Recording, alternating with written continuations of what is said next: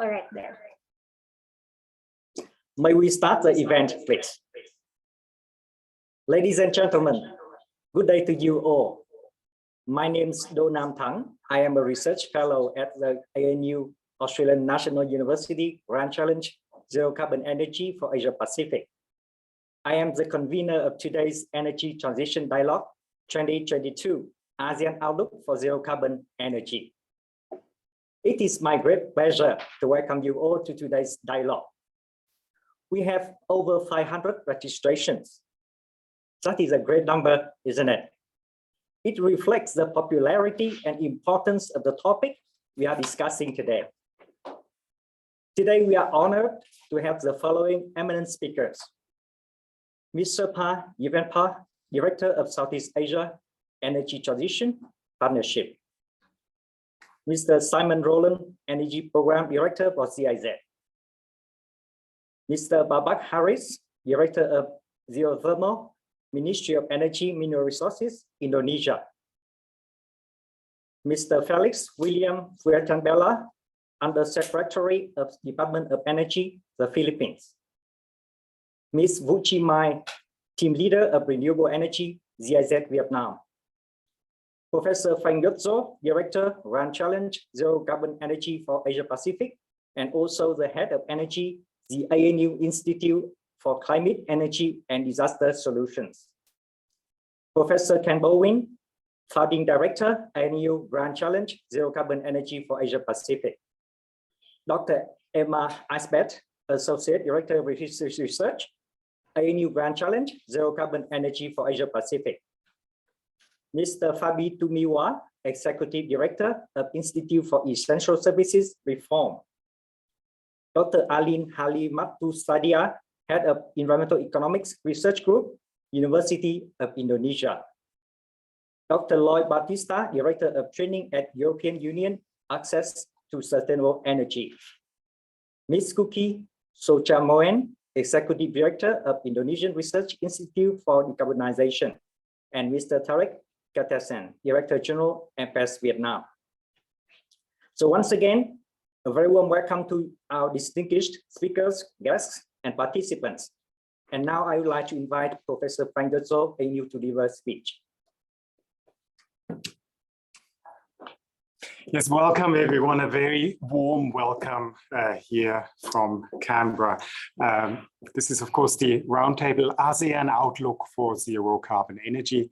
And we're very happy to have our distinguished guests with us, that Tang just mentioned, as well as our partners, and very importantly, of course, the participants in today's roundtable. And we certainly hope to see you in the future as well at similar events. My name is Frank Yotzo. I'm a professor here at the Australian National University and also Head of Energy at the ANU Institute for Climate, Energy and Disaster Solutions.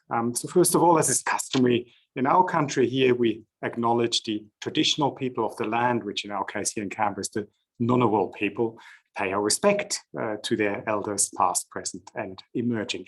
This roundtable today kicks off our Energy Transition Dialogue 2022. The dialogue was established by the Southeast Asia Energy Transition Partnership, ETP, in collaboration with the Clean, Affordable and Sustainable Energy for Southeast Asia program, the CASE program. You will hear from the initiators and also the funders of the dialogue and of related programs very shortly. We are really excited to work with our partner organizations in Vietnam, Indonesia, and the Philippines. These organizations and our friends and colleagues, they are making vital connections on the ground, and you will hear from our partners during the next couple of hours as well. Now, the goal here is to disseminate best practice information, to share insights, to discuss practices that work in the energy transition. So our goal is to bring government, private sector, and civil society together and explore ways, in fact, to accelerate the energy transition in particular, in fact, as the physical prerequisites are mostly the transition to renewable energy in our region. Now, this opening dialogue here today will launch the ETP roundtables and other training events that are planned for this year. We'll take stock of Southeast Asia energy sector developments up to this point in time. We'll present an outlook for the year ahead and share lessons and experiences between the three core project countries, like I mentioned, Indonesia, the Philippines, and Vietnam. Now, we're clearly off to a good start in this regard, just simply looking at the list of who is here. We have a very large number of people on this call, on this webinar. Many of you are working on energy transition issues for governments. Others work in industry, research, or civil society organizations. So during the next 2 hours, we will explore some aspects of the global energy transition and how energy transition plays out or may play out in our respective countries. We will look at technological approaches, economic opportunities and challenges, ways to reflect that in policy, regulation and institution, societal challenges, and much more. We will see that it is important for a broad set of experts and decision makers to be in dialogue with each other about these things. And we will see that there is a lot of value in exchanging experiences and insights across borders. The situations on the ground, of course, differ locally, nationally, but many of the broader opportunities and also the difficulties are really quite similar. So today will be merely a taster of the issues. The rest of the menu will be rolled out over coming months. And with that, thank you very much for joining us. Welcome again, and back to my colleague, Dr. Tang Do, who will introduce Mr. Tarek Ketelsen, who will moderate the event. Thank you very much, Professor Frank Yotso. Now I'd like to invite Mr. Tarek Ketelsen, Director General of the MPAS, to moderate this session. Great. Thanks very much, Tang, and thanks very much, Professor Frank, for the great introduction, and to everybody who's joined. So my job today will be to kind of guide and facilitate the discussion as we go through. We've got three sessions to tackle in 2 hours. So it's going to be a packed agenda. And I'll just share my screen now. Once I find the right one.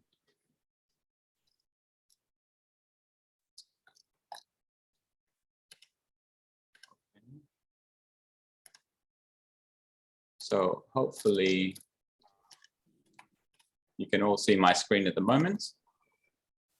In our first session, we have some presentations from the hosts of the event, the CASE program and the ETP program. So let me introduce very quickly our two speakers. So you've already had introduction from Dr. Tang and Professor Frank.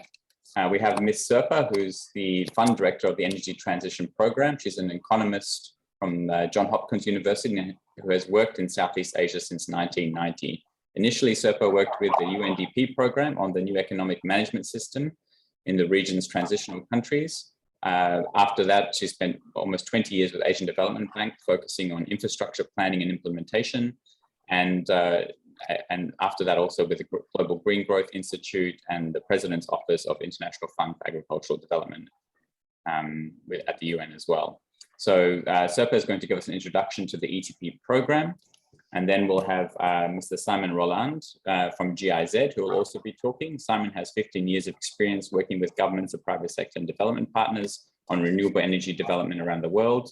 Prior to joining the GIZ team in Thailand, he worked in Rwanda as well as in Ghana with the European Union, and has before that 7 years of experience as the director for the Alliance for Rural Electrification.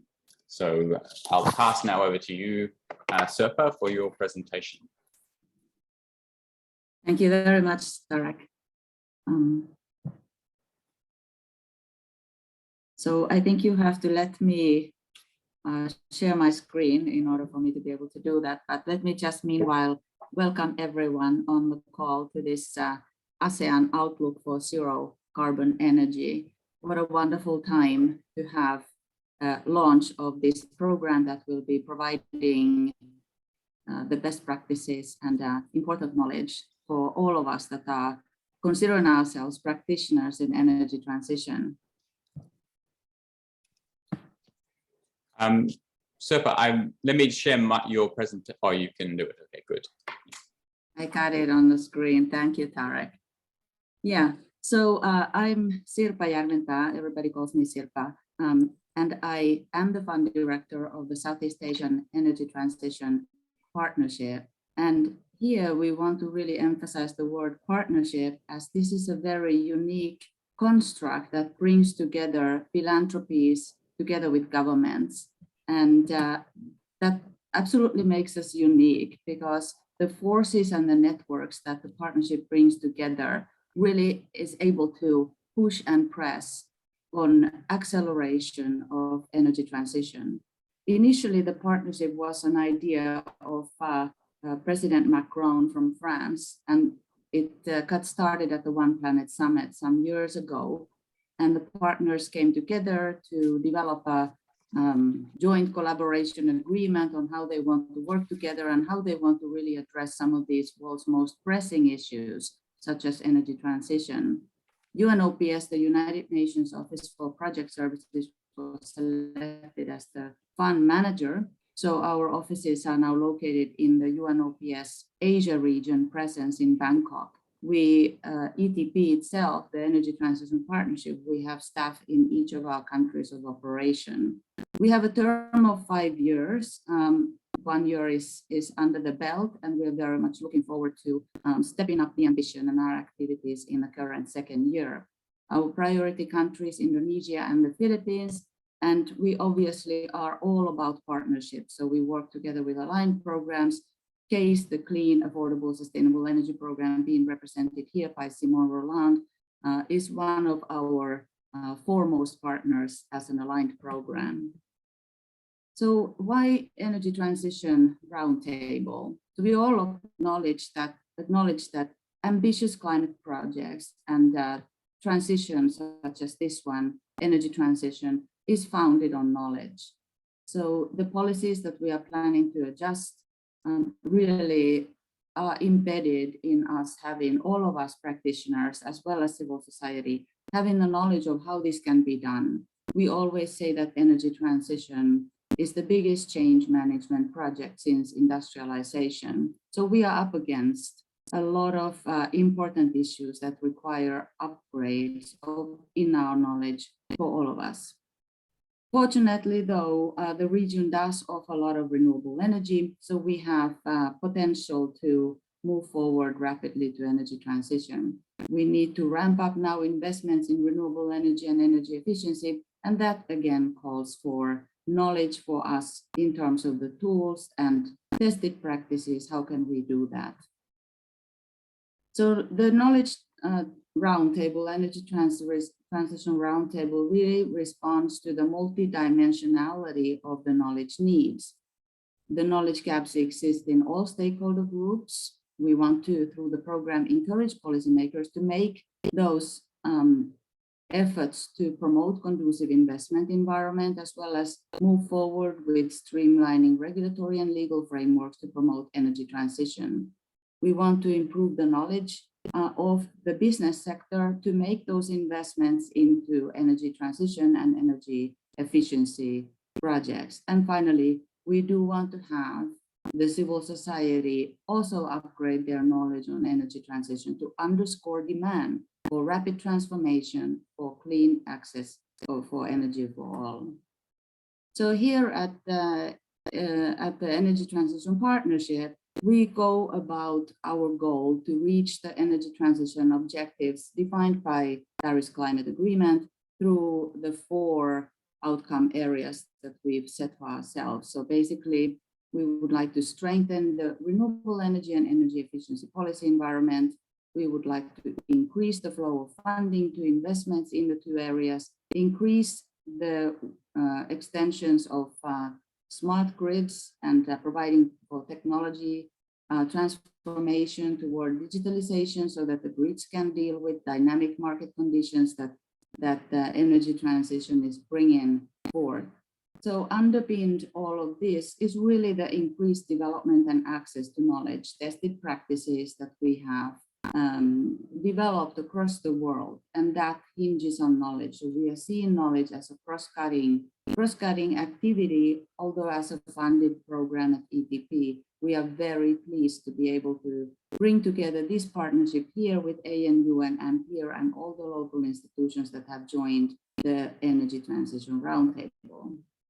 So Energy Transition Roundtable indeed is a partnership as well. So CASE and ETP work together in terms of ensuring that the knowledge that we have access to is brought to bear in the conduct of the 2-year program. And of course, we are very pleased to see Australian National University and Ampere's here together with the local institutions. Why do we do this? We want to specifically equip the leaders and the civil society, as well as the business sector, with the knowledge that is available across the world, with the best practices and awareness of the potential and possible policy reforms and measures that can be undertaken. So intent is to develop a network among all of us, network that we can tap for new pilots and opportunities that we can test in our own countries and in our own processes. We also want to develop a Code2 sustainable forum where practitioners can access some lecture notes and various test cases that can be applied to energy transition across the region. So with those words, I am so pleased to be able to be part of this launch event and look forward to this very dynamic and interesting agenda ahead of us. Thank you very much. Thank you very much, Sirpa. I'll quickly pass over to Simon, and before we come back to some questions, there's a lot of interesting stuff in there. So first, Simon, I'll pass to you for your presentation, and then we'll do the Q&A.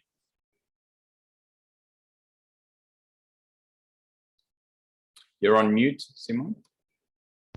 Good morning, everyone. I am going to share my screen.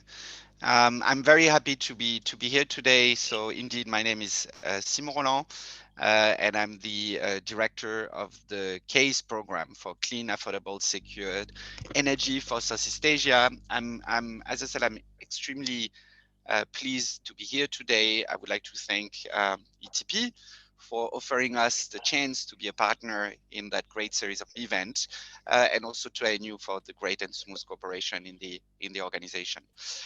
So here and now, I just would like to share a few information about what is CASE.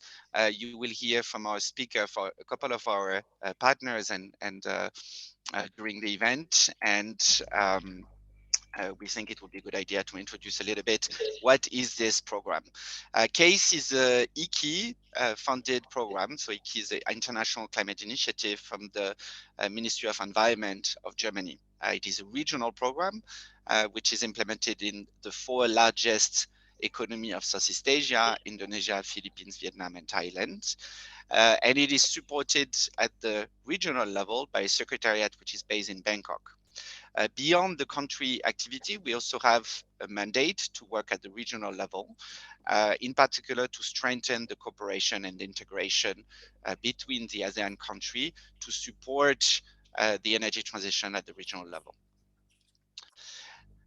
It is implemented by a lot of different organizations. The GIZ, my organization, is the lead and the coordinator of the program, but we are lucky enough to benefit from a lot of expertise, both at the regional level with Agora Energiewende and New Climate Institute, which are two large German think tanks specialized in energy transition, and most importantly, by a range of local national think tanks, which are based in the 4 countries, and some of whom are present today. We are going to hear from Fabi, the director of IESR, based in Indonesia. And we're also going to hear from our colleagues, Chi Mai from Vietnam, with the local project working jointly with Viet, the local think tank in Vietnam. We are, as Sirpa kindly pointed out, an aligned program of energy transition partnership, and we are very excited to be supporting this great coordination initiative. What is CASE? CASE is a narrative setting program, and the idea is how can we contribute to shift the main narrative of the energy sector from a fossil fuel centralized type of energy system towards a renewable energy based, decentralized, flexible type of energy system. And we believe that all this starts with evidence, with convincing decision makers, rightfully so, that the energy transition is something that would be positive, that is doable, and that can be implemented today for the benefits of the region for the next for the future. How do we do that? So first of all, we work on research and evidence. So what kind of evidence, what kind of research would be needed to convince decision makers to provide a different vision to the people who will lead the change in Southeast Asia? And later on in the closing session, I will give an overview of the type of research that will be implemented next year. We also work on transparency and mapping, and for this we work very closely with our partner from ETP. The idea is to map who does what and where, and to identify synergies, to also avoid duplication, and to also identify gaps of knowledge which could be filled by the CASE program or by other initiatives such as the Energy Transition Partnership. We also work on dialogue with non-energy stakeholders. And the idea is that the energy decision goes, the impact go way beyond the energy sector. And how can we explain and engage better non-energy stakeholders, for example, Ministry of Finance, Ministry of Industry, Ministry of Health, into the energy discussions so they can understand the benefits they can take from the energy transition and also try to anticipate potential negative impact.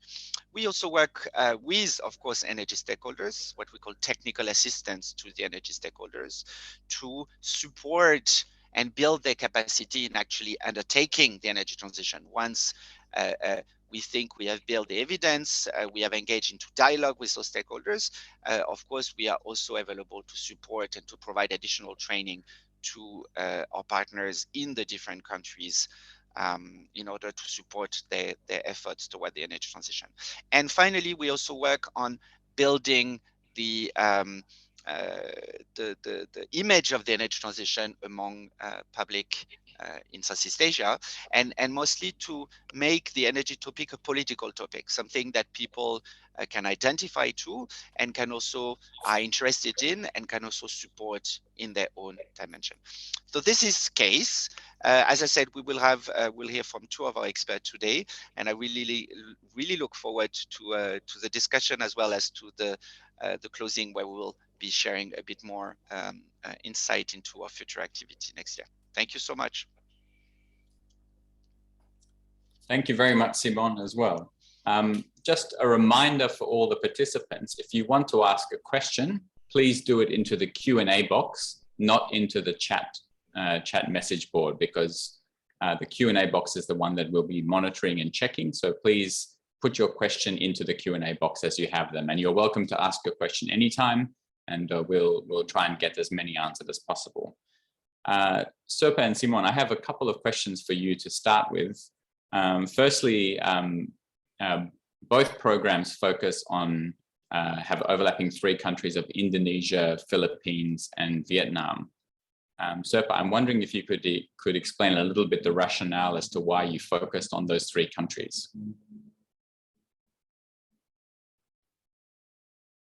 Sure, Tarek, with pleasure.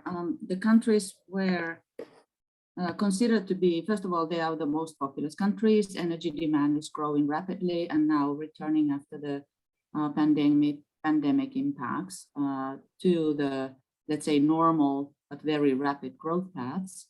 The 3 countries still are very reliant on fossil fuels in their energy system, and to a large extent also on coal-fired power production. So those 3 elements have given the cause for the partnership to consider these priority countries for operations. However, we are also looking at the neighboring countries for potential interventions, so that the scoping and scanning is underway. Thank you. Great, thanks a lot, Sirpa. I think that's a very useful answer. We've got, I think, 23 different people, participants from 23 different countries joining this, and almost all of the ASEAN countries. So that's really important to hear. Simon, I also had one question for you.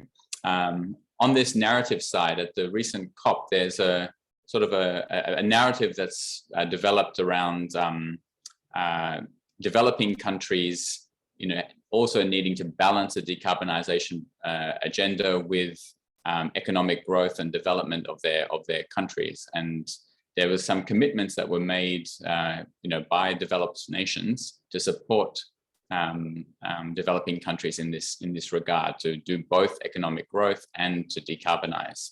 Can you explain a little bit how the CASE program might fit into that kind of an agenda, and what the narrative is that you would like to see progressed?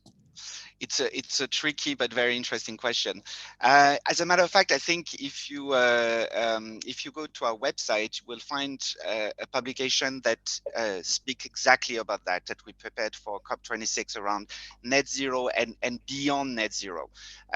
We know that there was a very strong focus from especially developed nation on the decarbonization objective only, and our narrative, the narrative we build jointly with our partner, jointly with the countries, is twofold. One, developed economies also need to step up their game when it comes to actually supporting emerging economies and developing economies in boosting their share of renewables and proceeding to the energy transition.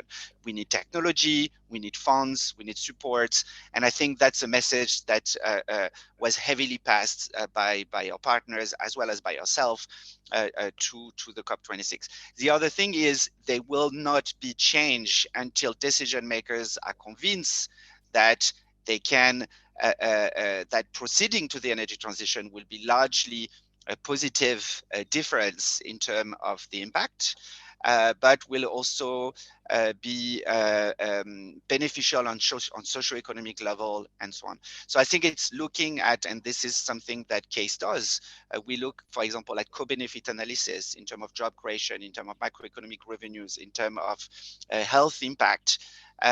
When we talk about long-term energy scenario, each of those scenarios is also screened through the angle of, for example, job creation. So I think we can't deny that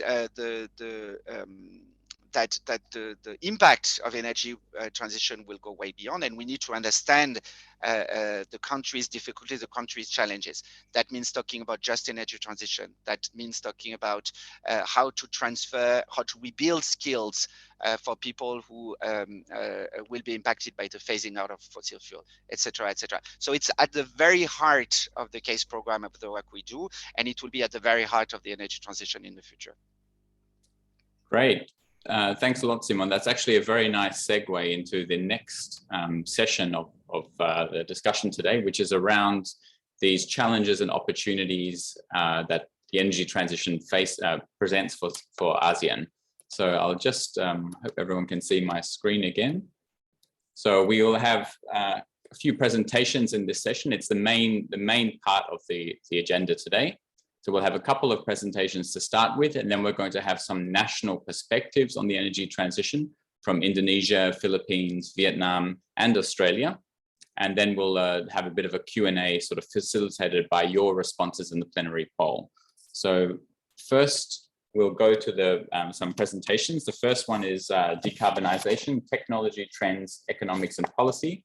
It's presented by Professor Frank Jotzo and Dr. Emma Aisbet, who are both from ANU. Frank, you have heard already speaking, so I just add to his introduction slightly to say that Frank is also, in addition to his role at the professor at ANU Crawford School of Public Policy and this Institute for Climate, Energy and Disaster Solutions, he is also an IPCC lead author and an environmental economist who's been writing and researching extensively in energy aspects of the energy transition. Dr. Emma Aisbet, who is also joining him in the presentation, I believe, is a fellow at the School of Regulation and Global Governance and Associate Director of Research for ANU Grand Challenge Zero Carbon Energy for the Asia Pacific. Her previous research spans globalization, economic globalization, environmental policy in developing countries, and political economy. She is best known for her work on international investment agreements, where she has influenced both academic debate and policy, and has been invited as an expert for both the OECD and the UN Commission on Trade and Development. So Frank, Emma, I'll pass over to you for your presentation, and then we'll go from there. A pleasure and privilege to give you a very, very short bird's eye overview of energy transition issues. And as presenters, of course, we're all encouraged to really stick to time, and I will do my best to do that. In fact, maybe to catch up on time a little bit. So what's been happening with carbon dioxide emissions from the energy sector, which is really, the key topic that is driving us here in the energy transition? And the answer is, over historical periods of time, the journey has been up, up, up as economic activity has increased and as the carbon content of energy supply has not significantly decreased. And that's certainly the case in the fast-growing, industrializing and developing economies, including the countries that we're focusing on here today. And it's less the case these days in rich countries and high-income countries, where we see a decoupling really of economic growth and emissions growth, right? But we're only seeing gradual reduction in emissions. There was, of course, significant reduction in CO2 emissions last year, but that's largely due to the pandemic. There's expected to be a full rebound, actually, in 2021, and the underlying structural parameters are essentially unchanged by COVID. Where do we need to go? Where does the journey need to go? Well, it needs to go towards almost complete decarbonization of the energy sector.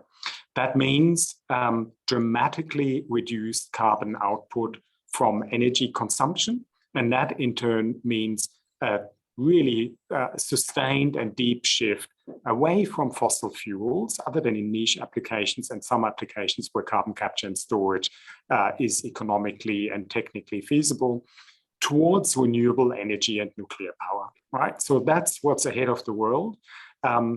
And that's, of course, a massive, massive task. What it means in practice, and now I'm showing you here the simulations from the IEA Net Zero report, a tremendous piece of work that we can certainly recommend.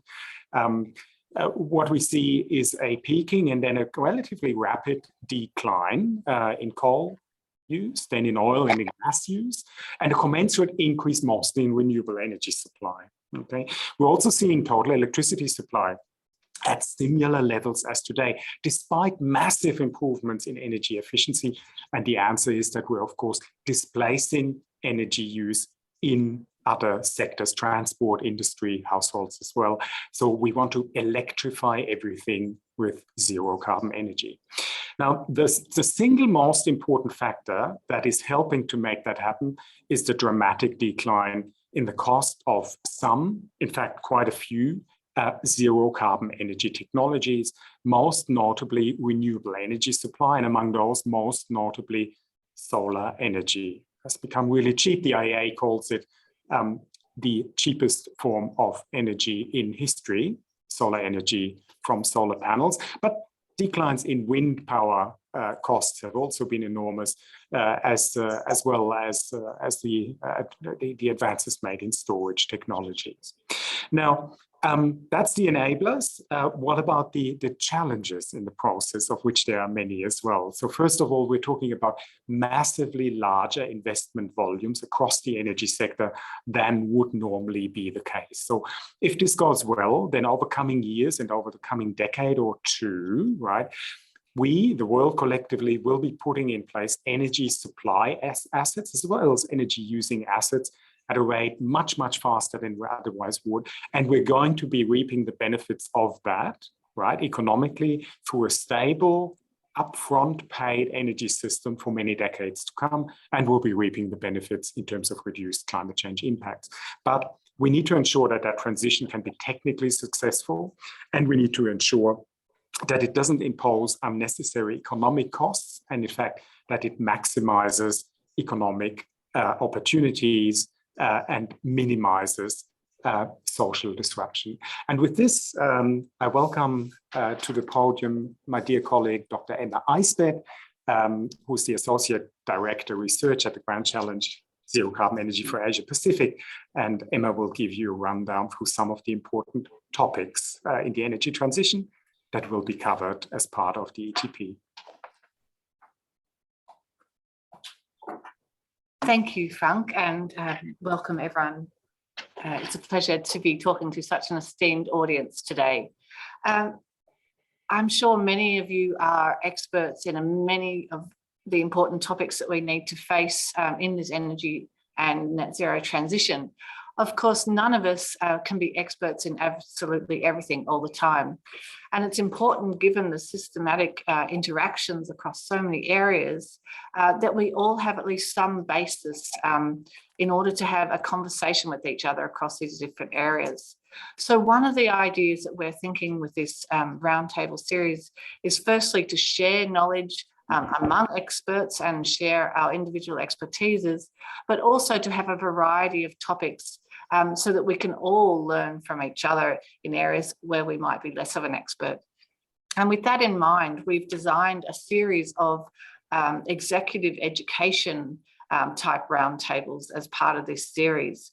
And so there'll be 10 of those covering a broad range of topics, from sharing the experience that we've had here in Australia, obviously a well-endowed solar country, to the technological aspects of renewable energy technologies and how they work together and can work as a system, operational electricity grids, energy efficiency, but also one thing that's really important is the integration of policy and social sciences. This is, after all, a socio-economic technological transition. And so we need all these parts to work together. So I, for example, will be talking about topics around how we can get the policies around trade and investment to work supportively with the policies that we need for the energy transition, things like green industrial policy. Other colleagues will be talking about carbon pricing and things like auctions for getting renewable energy into grids. And of course, importantly, we need to make sure that this is a just transition, because unless it's a just transition, we won't have the social license that we need to make this transition happen and to be a stable transition. So we have experts in social justice as well as Indigenous issues who will be contributing to this as well. Of course, all of these, although posed as an executive education, of course, we rely heavily on the expertise of our participants as well. This is never meant to be a one-way communication.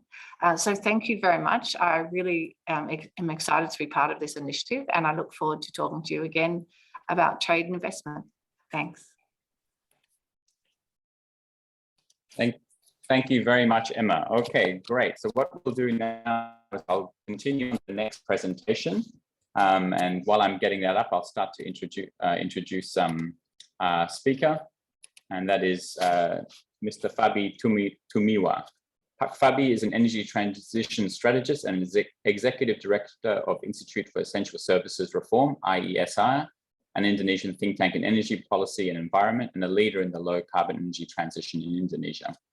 Pak Fabi has more than 20 years of experience in energy and policy regulation. He advises the Indonesian government, businesses and NGOs, as well as the multilateral development organizations. From 2006 to 2018, Pak Fabi was a member of the International Climate Change Negotiation Team of Indonesia, specializing in mitigation, technology transfer, and climate finance. And Pak Fabi, I'll pass over to you for your presentation, please. Thank you, Tarek. And let me allow me to share my screen. Yeah, it should be possible to do now, I think. Pak Fabi. Yes, thank you. Good morning, good afternoon, ladies and gentlemen, and thank you for inviting us, CASE, a part of this energy transition dialogue. And as Simon mentions about CASE, and I would like to share with you what is our finding in terms of understand the gaps and the challenge for Southeast Asia to enable the energy transition in this region. What I mentioned for Southeast Asia is not the entire Southeast Asia, but it's pretty much looking at where 4 countries where CASE is working. We know that Southeast Asia, with one of the largest economy in the world as a region, but in terms of, if you look at country by country, it's very much different in terms of development level, economic status, as well as political economy for each country.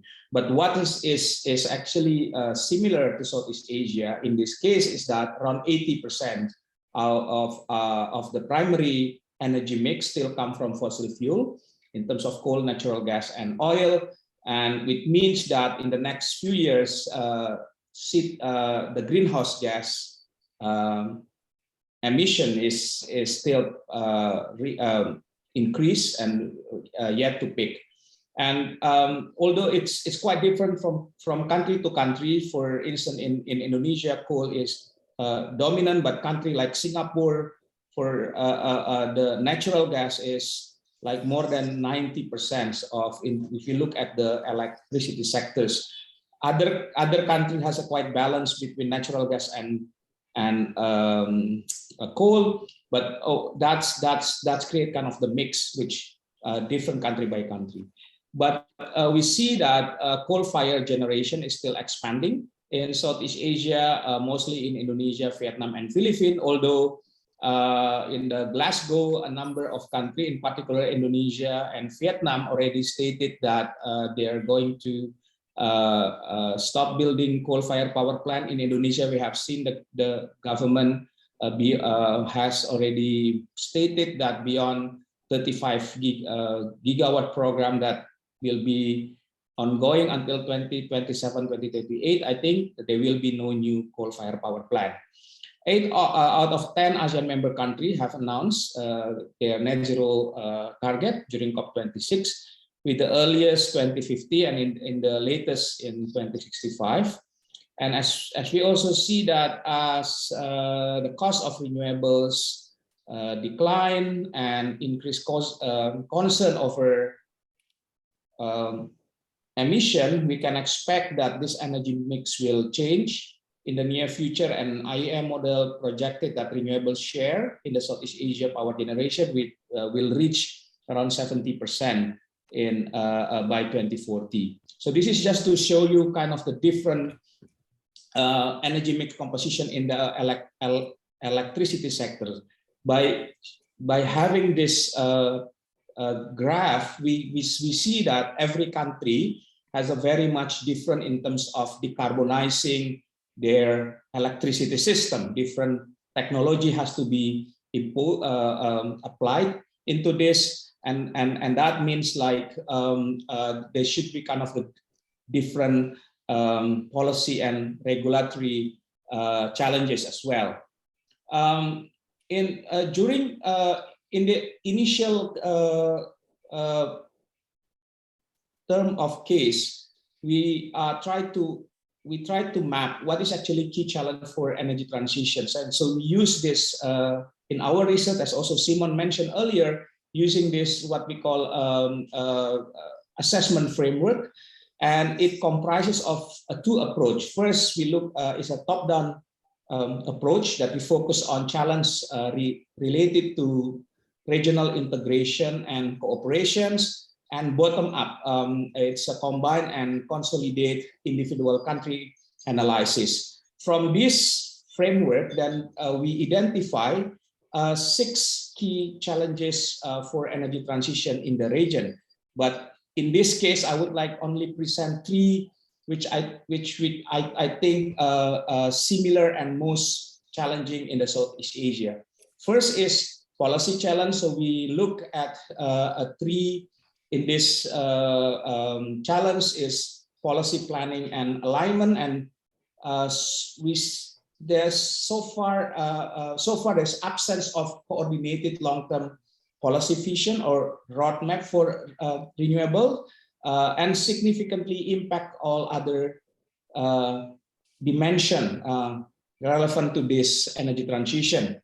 Government silo structures lead to the lack of ownership of the energy transition process. I think we have seen that in a number of countries, including in my country, Indonesia. There's still, the long-term energy policy still rely on fossil fuel, while we already mentioned that policy commitment stated that we have to move away from fossil fuels. Also, fossil lock-in and the perception of energy securities, and we see that in many ASEAN countries, fossil fuels still considered as a main components of energy security, and renewable energy continue to be perceived as unreliable and to increase consumer power price. And I think that makes policymakers a bit reluctant to move faster into renewable. And also actor and institution, we see that there's a poor connection between the stakeholders, and this that shape the discourse and action on the energy transition, and lead to the lack of consistent and clear messaging on energy transition topic. And this is what a case is trying also to having a dialogue with the stakeholder to bring the same message on this. Institutional inertia due to over reliance on government action or dominant players create powerful barriers to mobilizing energy transition dialogue as well. So that's what we see.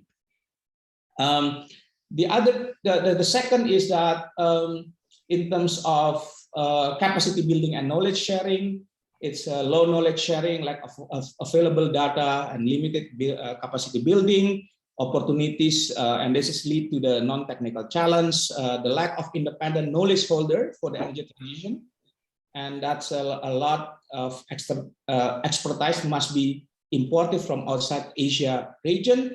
In terms of investment challenge, we see that high cost of capital remain a significant barrier for renewable energy deployment, and renewable energy investments are perceived as high risk due to underlying policy barriers such regulatory, licensing, market inefficiencies, stop and go policies, increase developer risk. Also, we see that in a number of countries, and local financial institutions have a relatively weak technical understanding of renewable energy project-based finance, and this create kind of the gap of alternative financing, the risking financial de-risking instruments that constrain renewable energy project deployment. And the last is we also see that grid and market challenges, that the benefit of a regional grid are not yet well shared, although recently with the prospect of exporting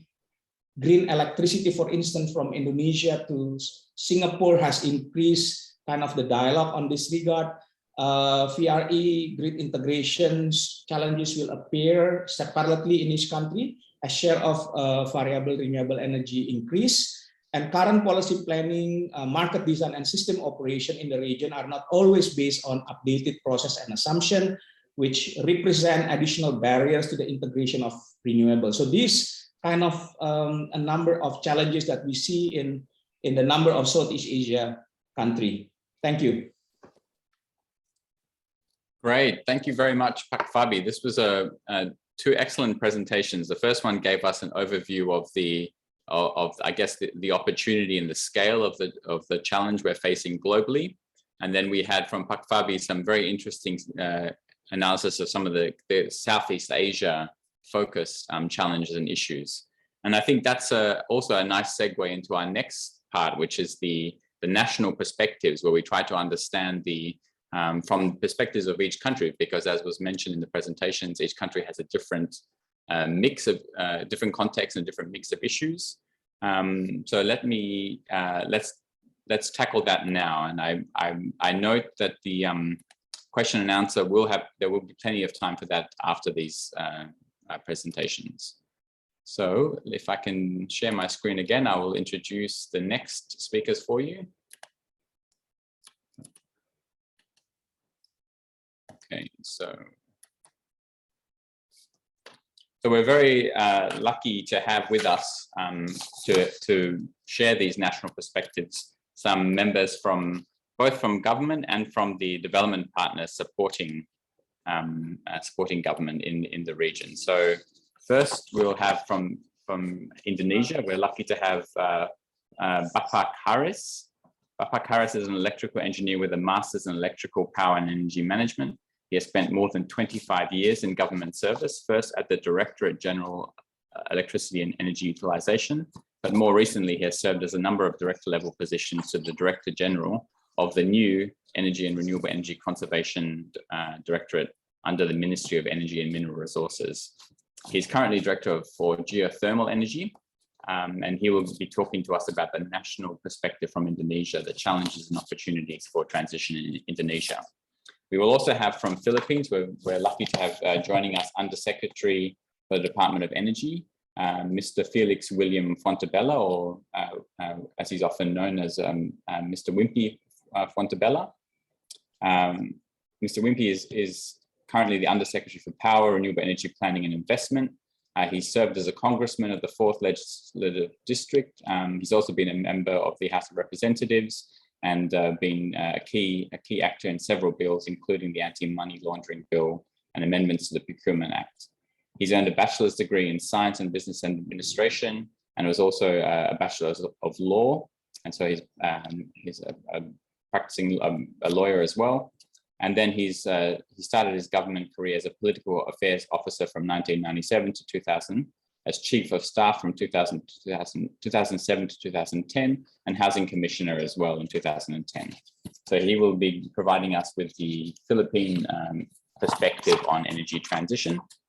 And last but not least, we have Ms. Vuchi Mai, who is joining us from Vietnam. Ms. Chi Mai is the team leader of the new renewable energy component of the 4E project, which is a GIZ project in Vietnam. And it's a long-standing one since 2007. And she's also the project manager of CASE in Vietnam. So Ms. Chi Mai joined GIZ in 2009 with a focus on renewable energy policy development, and has had a chance to be involved in the evolution of what is a very dynamic renewable energy sector we see in Vietnam. So Ms. Chi Mai will present to us from the Vietnamese perspective, and to her and to our Vietnamese colleagues, a happy New Year of the Tiger to you all. Last but not least, we have Professor Ken Baldwin, who will also be providing a national perspective, and in his case, it will be from Australia.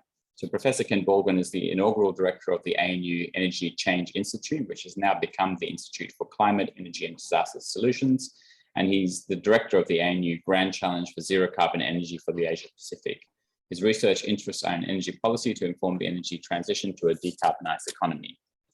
So without further ado, let me pass first to Bapak Haris. If you could share your screen, you have 5 minutes to give the Indonesian perspective for us. Thank you, Tarek. Good morning, ladies and gentlemen. So allow me to share my presentation.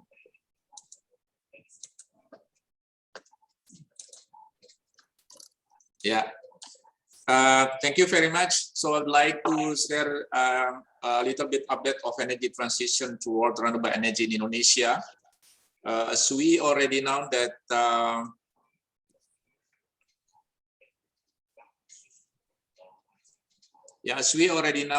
Indonesia already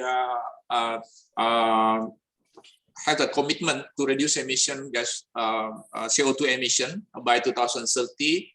And then our target is 29% or about 834 million tons CO2 emission until 41% or about 1,185 million tons CO2 emission if we get international support. The second large of emission target is coming from our energy sector.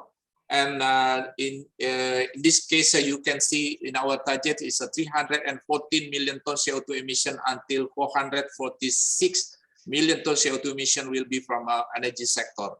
And majority of our emission target from energy sector will be achieved by using renewable energy. As you know that Indonesia has a very big potential of renewable energy, about more than 3,686 gigawatt potential, and majority of solar, and we also have a hydro, bioenergy, wind, geothermal, even ocean. So we try to maximize the use of this potential of renewable energy to achieve our net zero emission target. And Indonesia also already set the roadmap of transition to net zero emission. So like in this slide, you can see 2021, 2025, we try to develop more than 10 gigawatt of renewable energy. 2026, 2030, also we try to add more 10 gigawatt of renewable energy. As you know that now we have about 11 gigawatt of renewable energy implementation and in 2021, and renewable energy in the energy mix is about 11.7%.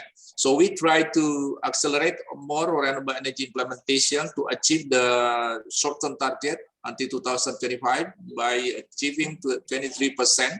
And now we are still trying to accelerate more renewable energy that we already have in the 10 years planning of renewable energy.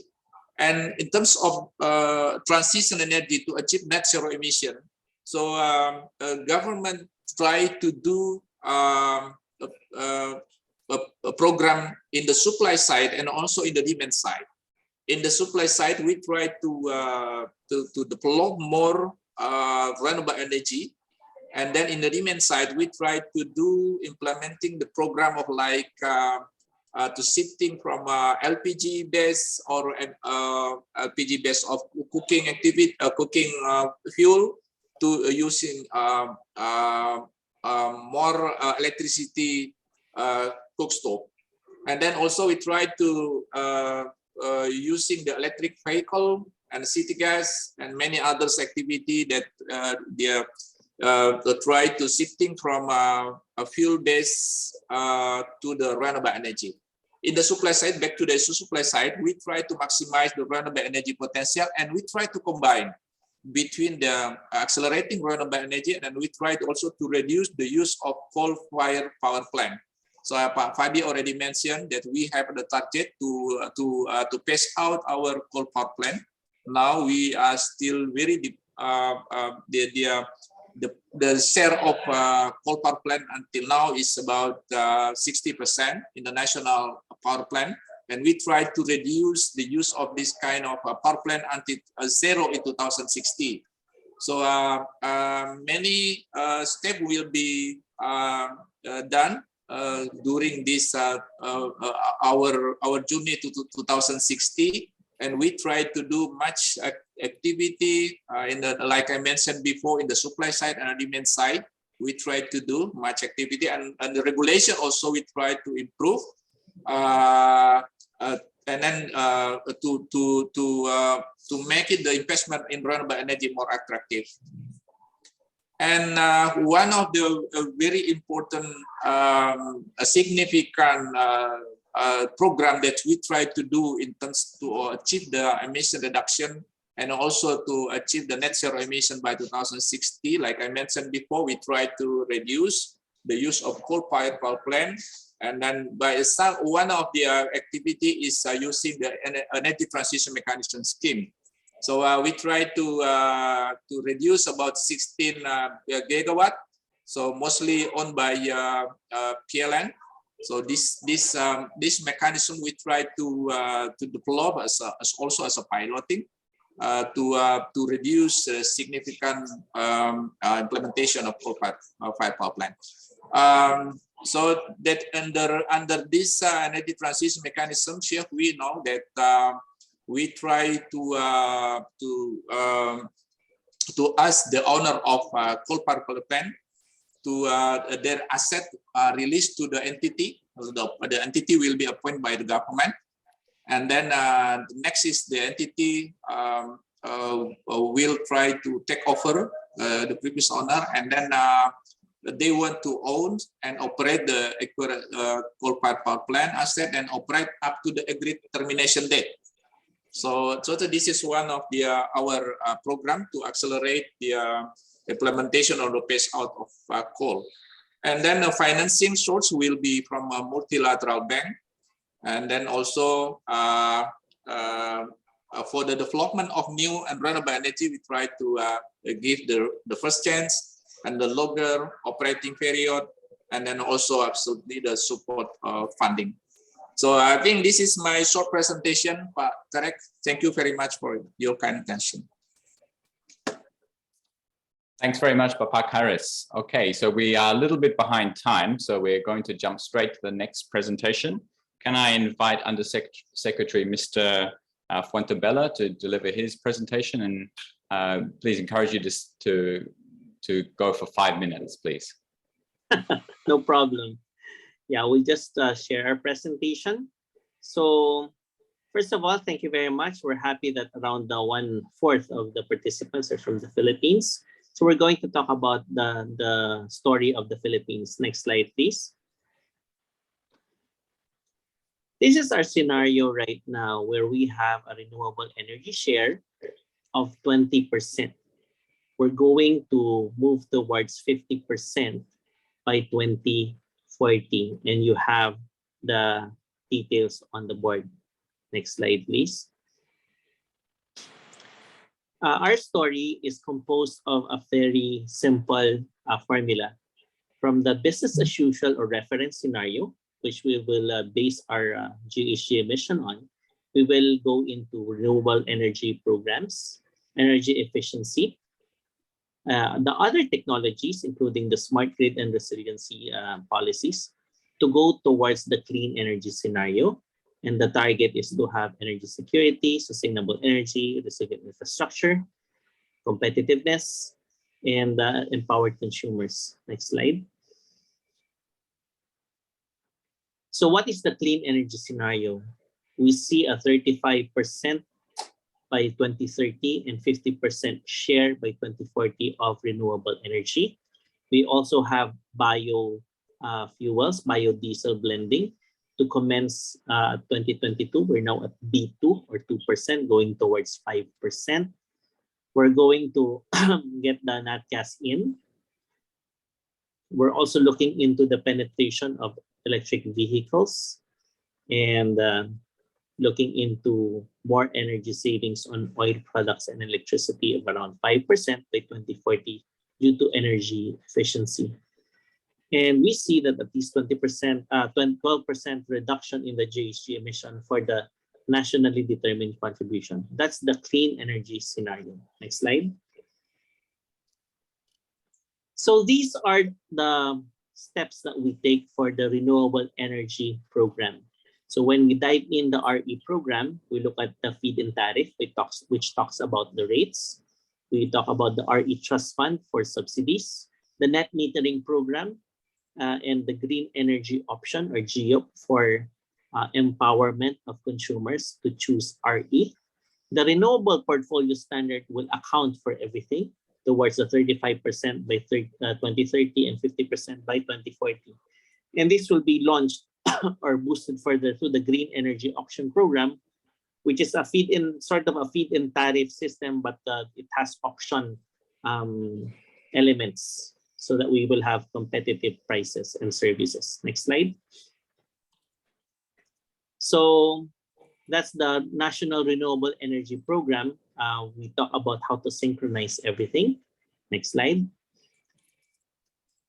For the energy efficiency and conservation, these are the items that we look into: the plan, the agency, the interagency that would implement, the establishment of officers for them to really look into managing the energy efficiency steps. We also look into the standards for our appliances, the labeling, and the provision of incentives, both fiscal and non-fiscal. Next slide. So in wrapping up, what we see is when we have more renewables, we need more capacity. But with more capacity, there will be lesser generation, and that generation will account for 50%. Why am I highlighting this? Because this means we need more investments, even if it's cheaper. And we need, but the good side is we will create more jobs and more use of indigenous sources. So fast tracking this requires a lot of synergies from the other agencies. Next slide. So to wrap it up, we have the Philippine Energy Plan, which is the plan that is led by the Department of Energy with participation from the industry players and everyone in the Philippines. And the blue line provides the business as usual. So if we do nothing, that's our GHG emission. But if we go towards the Philippine Energy Plan 2018 to 2040, that's the red bar, we improve. It's a clean energy scenario. And we improve further with the 2020 to 2040 clean energy scenario with the gray bar. And you see the impact as far as our NDC reduction targets, the GHG reduction from the business as usual in the blue line, and the GHG reduction from business as usual plus renewable energy avoidance in the green line. The Philippines looks into the development of more offshore wind that has the capability to power 7 times of what the demand is for the Philippines right now. Next slide. So in a nutshell, these are our investment requirements in billions of dollars at 2020 prices. This is the reference scenario versus the clean energy scenario. Next slide. So that's my 5 minutes. Thank you very much. Great. Thank you very much, Mr. Puntubella. That's an excellent summary. And like Indonesia too, very comprehensive agendas your countries have set. Okay, next, can we jump quickly to Ms. Chi Mai? If you can share your screen, Chi Mai, and 5 minutes for your presentation.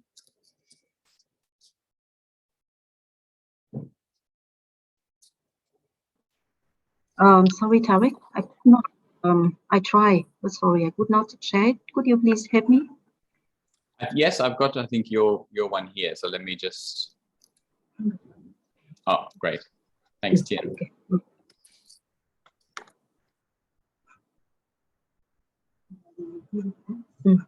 Yes. Yeah. Good morning, and thank you for your invitation to GIZ and also to GAIS Vietnam to join this session. So I would like to go through very quickly to the situation in Vietnam. Next slide, please.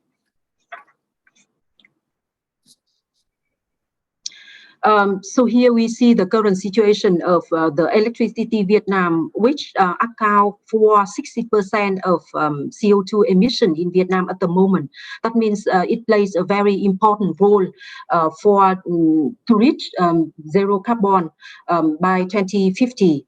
At the moment, by end of 2021, we have the whole system energy mix of 78 gigawatt, where the share of renewable energy account for more than 55%, if including the hydropower, large hydropower. So here in Vietnam, still the definition of renewable energy, hydropower of larger than 30 megawatt are not included, are not considered as renewable energy. Without big hydropower plants, the share of renewable energy in Vietnam at the moment account for about 25%. And according to the PDP-8, we see also the tendency to increase the renewable energy part as well as other technology, including pump storage, battery, and hydrogen, and so on. But still, the version of draft PDP-8, this one is before the statement of the Prime Minister at COP26. Where it's not very clearly that we will reach or we would like to have net zero by 2050, and this status of draft PDP-8 must be revised later on so that we can find out how to change the structure of the energy sector here to reach the net zero. Next slide, please.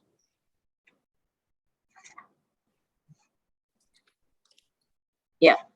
As I said before, status of the energy transition in Vietnam, the carbon emission in Vietnam account as so the total carbon emission in Vietnam, sorry here mistake, 600 million ton of CO2, and alone energy sector account already for 60%. The other 10% comes from industry sector. Including also transportation, 20% from agriculture and 10% from waste.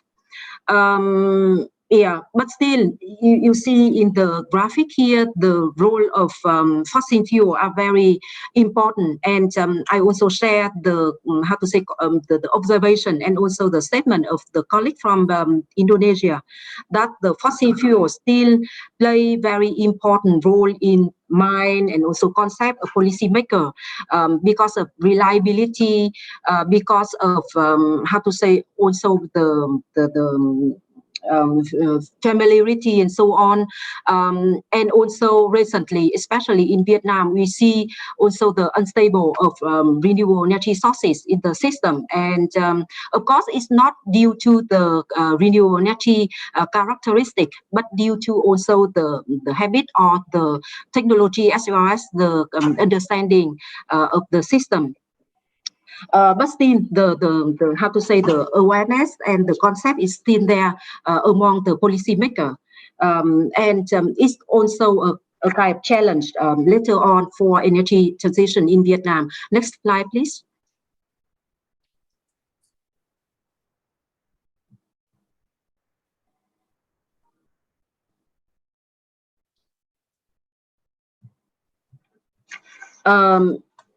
Yeah, although in Vietnam, we just talked about net zero recently at Glasgow event at COP26, and the whole formal definition as well as statement about energy transition is just very new.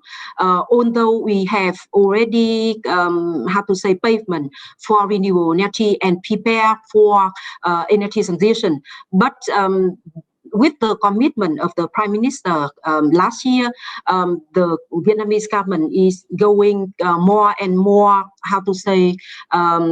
motivated to develop further policy and incentive for energy transition. Look at the current situation, what is available and feasible for energy transition in Vietnam with the highest policy and strategy of Vietnam with the resolution 55 of the Politburo, where define also the role of energy transition for Vietnam, with also a foundation for further legal and regulatory change in Vietnam. Recently, also the environment protection law with the definition also of green economy, of circular economy Vietnam has been mentioned, and the law is valid enter in force this year. All kind of regulatory fit support mechanism for all kind of renewable energy for wind, solar, waste to energy, biomass issue recently, and also revised according to the situation. The energy efficiency law and its regulatory in also largely applied. We have also the roadmap for smart grid, which also the first step for to support further penetration of renewable energy as well as all kind of energy efficiency measures. So before 10 years ago, we talk, or even 5 years ago, if you talk about renewable energy, still people are afraid of being that it's very expensive for the system because the Vietnamese energy mix get used with the large share of hydro, large share of coal, which make the electricity price quite low, quite cheap in comparison to other regional systems. And that's why once the new phase of renewable energy, new kid on the block is there, the concern is also big. But now we see the acceptance from public as well as the governors. What is ongoing with all kind of umbrella regulation? We are revising the electricity law to enable private investor into the transmission and also enable more favorable condition for the planning and so on.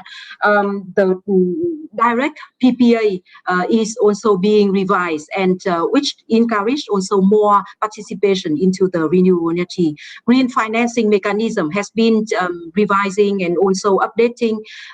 So looking forward for more concrete renewable energy project to enjoy. And the future also we have to develop renewable energy law by 2025 must be available there. The revelation of energy efficiency law also, and the storage of regulatory for storage and battery must be also available. So next slide, please.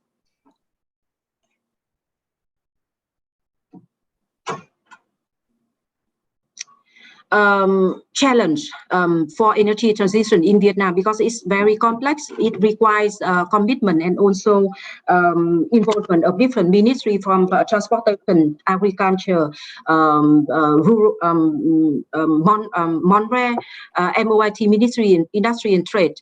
That's why we require a long-term commitment of Vietnam and also the very close interconnection between ministries. The long-term strategy for all kind of coal phasing out, training, education for high and medium technology experts must be available. The big question is also, as I mentioned before, electricity play a very important role in the economy of Vietnam.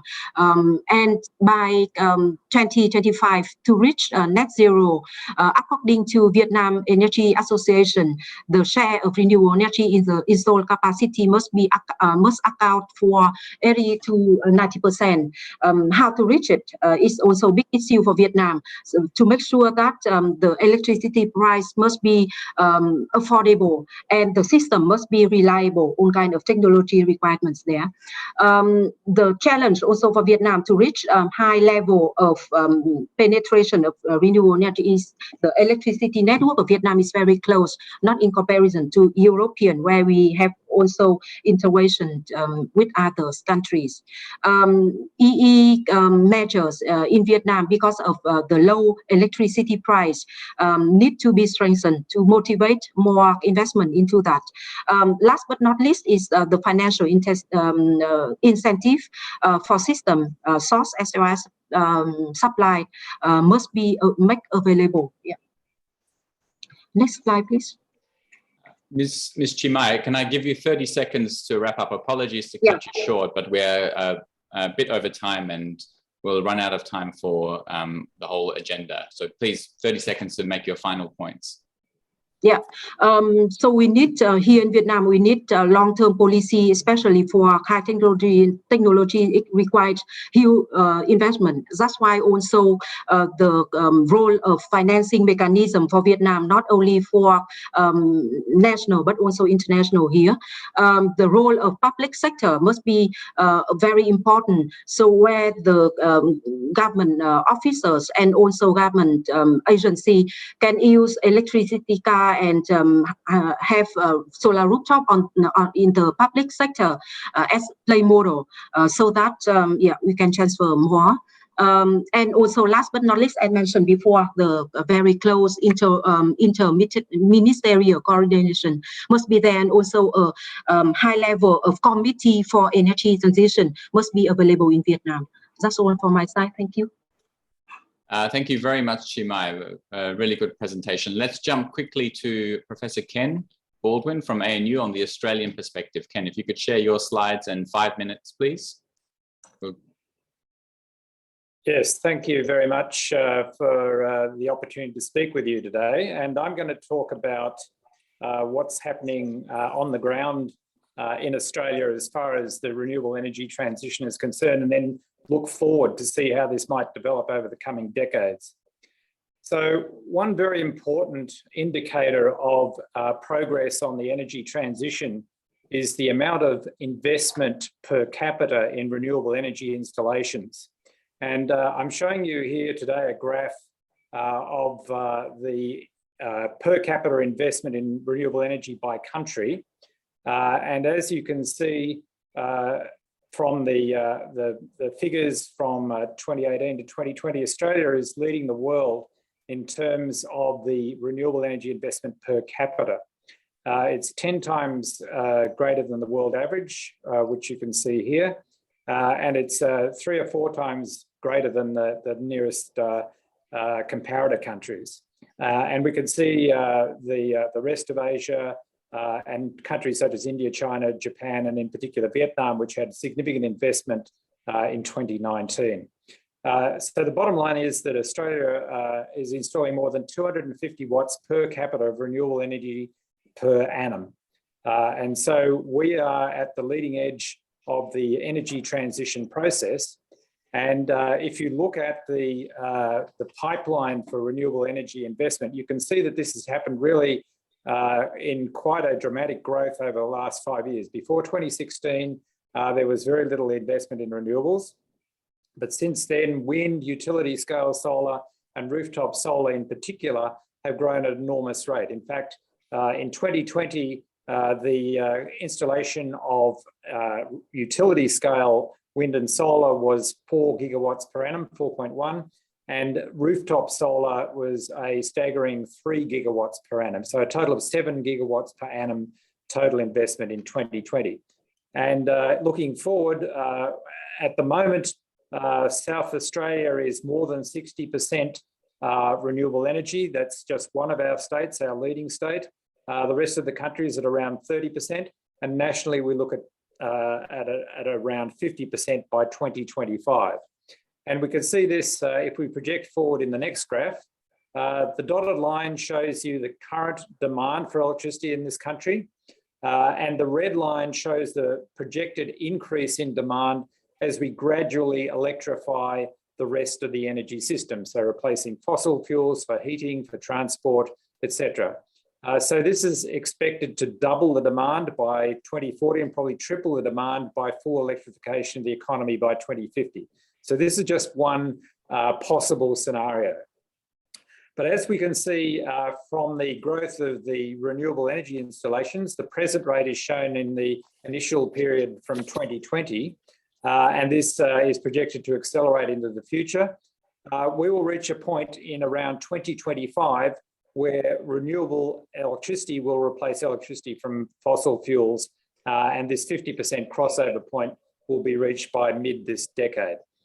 So this is a really important point in history, because once you get to more than 50% renewable energy, you have to implement a whole range of other measures, including storage investment and transmission investment, in order to make a robust and reliable electricity system. And Australia will most likely reach that point at the earliest in the mid-2020s. And it will be an interesting test case for the rest of the world who will approach that point at a later date. And of course, Australia is an island continent. We cannot borrow electricity from elsewhere. So we will rely entirely upon our own internal mechanisms to make this transition work. So that's the domestic picture. If we look forward to the export scenario, Australia, of course, is a big energy exporter at the moment. And what we show in this picture here is what might happen if we replace the same amount of energy as we export now in coal and liquid natural gas with 20% renewable electricity and 80% hydrogen made from renewable electricity. So that shows you that we would then be producing 65 million tonnes a year of hydrogen and exporting 540 terawatt hours per year of renewable electricity through high voltage direct current undersea cables. And the amount of renewable electricity needed for that is shown underneath. Next, we will look at the opportunity to mine the same amount of iron ore and aluminium ore as we do now, but rather than exporting it as mineral ores, process it in Australia using renewable electricity and hydrogen to produce 510 million tonnes of green steel each year and 18 million tonnes of green aluminium each year by mining the same amount of ore as is done at the present. If we add up all the electricity required from renewables, then we reach a staggering total of 7,040 terawatt hours per year. This is more than 27 times Australia's present electricity generation. And if you add in the fact that we're going to have to make our current domestic electricity 100% renewables, plus another 200% to electrify the rest of the economy, this scenario that is being presented here effectively means that we'll be looking at 3,000% renewables if this is to be realised. So even if a small fraction of this is true, Australia will see enormous amounts of investment in renewable energy, not just for the domestic market, but also for export to our principal trading partners in the Asia Pacific. And if that were to happen, this would displace around 2,000 million tonnes of carbon dioxide emissions that are exported effectively from Australia each year, which is the burning of fossil fuels overseas and also the processing of our minerals overseas.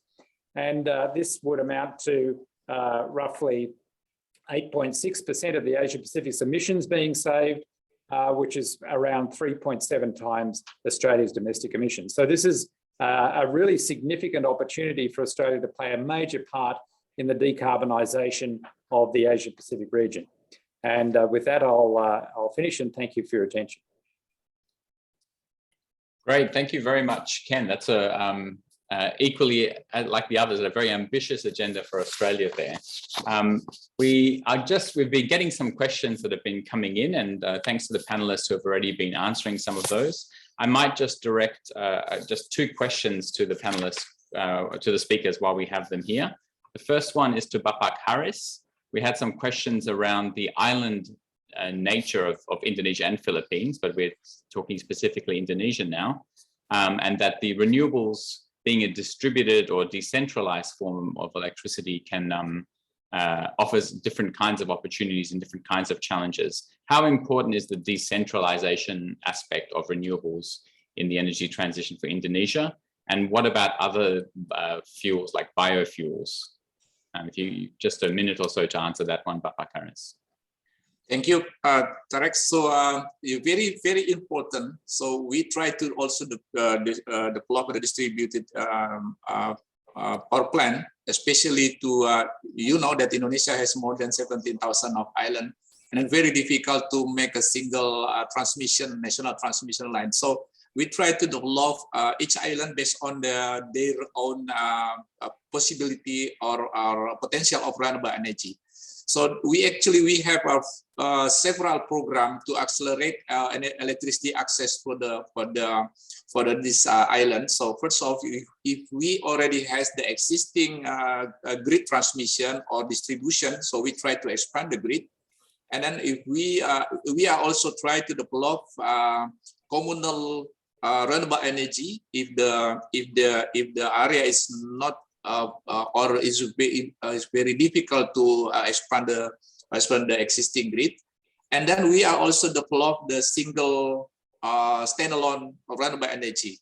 So now we previously we have LTSI, so this is like a solar lantern for the single house for one solar lantern, and now we have a new program. We call it Abdal. So this is like a portable, how to say that, portable like a battery system. So the battery will be charged in the station of a charging station, and then take back to the house and to power the electricity in the house. So this is the latest our program now in terms of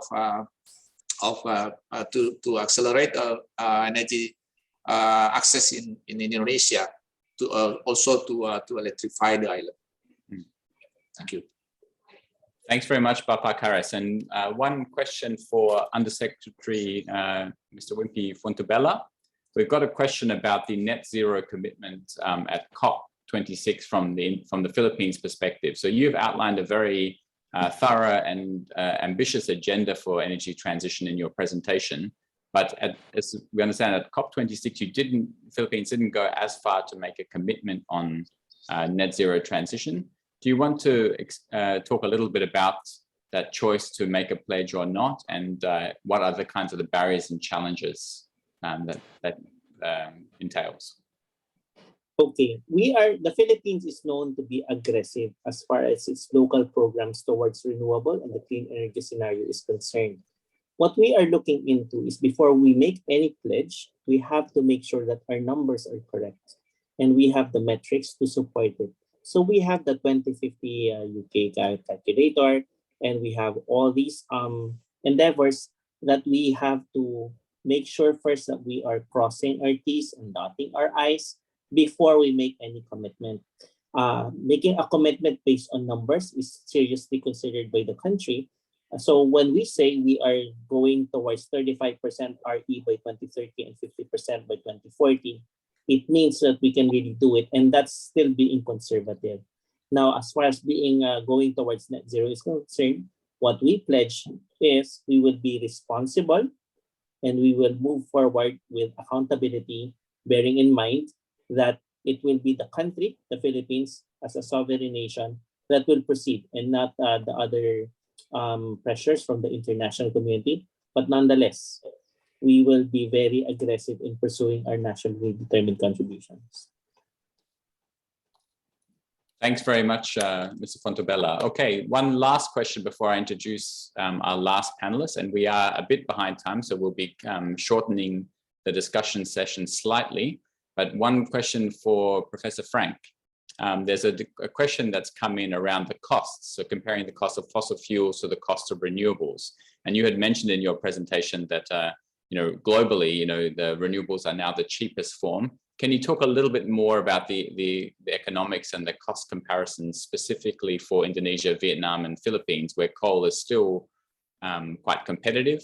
And what are the implications of the cheapness of coal in these countries for the energy transition?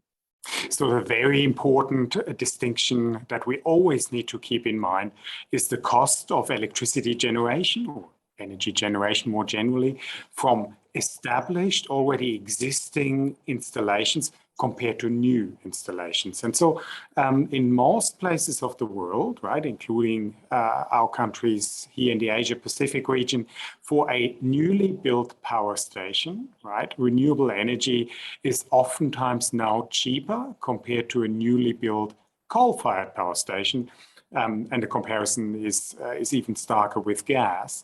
However, the actual competition is, of course, to a large extent between existing coal-fired power stations and wind and solar or other renewables.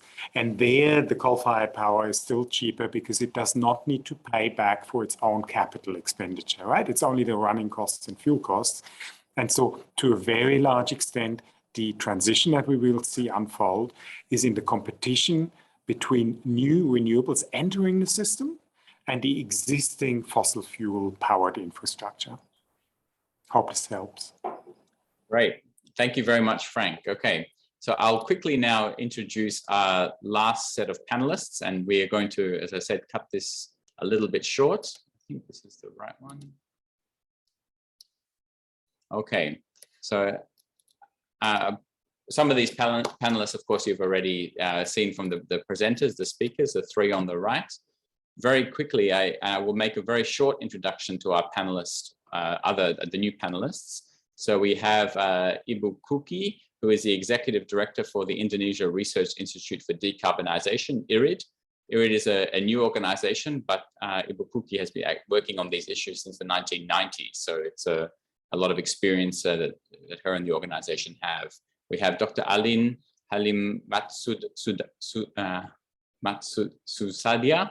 She's the head of the Environmental Economics Research Group at LPEM, which is one of the groups under the University of Indonesia.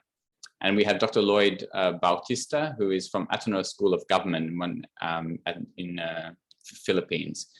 All three of these are our partners in the Energy Transition Partnership Roundtables, and so I welcome them to come and join this panel discussion as well. And very quickly, just to sort of frame the panel discussion, you will remember when you registered for this event, you were invited to identify what you thought were the key energy transition issues. So we've had many discussed already today, and I will just very quickly show you that list. This was the list you would have seen. The first 9 were the list that was offered to you, and the last 6 were new ideas that came from the participants. So first 9 is everyone's familiar with, and the last 9 we have some new suggestions of what are the issues facing the transition. I'll very quickly just put on the screen so everyone can see it, the results that came out of those polls. So we had about, as we said, 500 or so people contributing, and you can see which ones came out highlighted in yellow as the most important ones. And I'll show you very quickly as well, if we break it down by national context, because I think this is quite interesting. So in Indonesia, the top 3 issues were policy uncertainty, access to finance, and fossil fuel reliance. In Philippines, access to finance and fossil fuel reliance were also in the top 3, but technical capacity came out on top 3 as well. And in Vietnam, we had a slightly different mix. So we still had the policy uncertainty like in Indonesia, but we had renewable energy storage options and lack of grid infrastructure as being top 3 or top level issues for Vietnam. For others who didn't come from those countries, you can see the list at the bottom there. So I put this up as a sort of a little bit of a framing for our discussion now. And I'm going to invite all of our panelists to virtually join me. You can see me still, yeah. Okay, so some questions, and we have to cut this a little bit short. I apologize for that, but I want to start with Vietnam. We see quite in the top 3 issues there, we see a bit of difference from the other countries, and namely the issue of renewable energy storage options and lack of grid infrastructure. And I wonder if Ms. Chi Mai would like to spend 1 minute or so to explain why these issues are coming up as important for Vietnam at the moment. Thank you, Tarek, for your question. Yeah, we see also the recent very, strong development of solar PV in Vietnam, not only ground-mounted, but also solar rooftop, account for 20% of installed capacity only after 2 years. And also wind energy in the PDP 8, we plan to have 800 megawatt by 2020, but then by end of 2021, the installed capacity is almost 4 gigawatt. So that means 5 times higher than planned. Also for solar power, also 20% higher than than planned. That's why the grid that we plan to absorb the expected planned capacity for solar and wind by 2020 is only for 100,000 megawatt. That's because the very dynamic development of solar and wind because of attractive policy framework for Vietnam, as well as the very strong decrease of solar panel price, making that. And also additionally, the time for project development, especially for solar, is very quick. So one can develop within 6 months to 8 months, while the grid infrastructure in Vietnam takes with investment from EVN state budget, they need at least 3 years.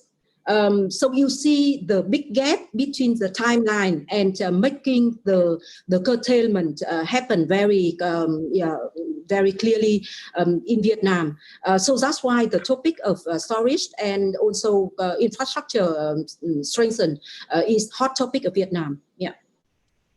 Thanks very much, Chi Mai. I might cross over now to Indonesia and Ibu Kuki. You've worked a long time in kind of policy development and policy reform in Indonesia. And we see that policy uncertainty is a topic that is kind of rising to the top of the challenges facing the energy transition. So can you explain in 1 minute or so what are the kinds of uncertainty that we see in the policy environment in Indonesia, and what's needed to turn that uncertainty into confidence for investors and for others? Okay, thank you, Tarek.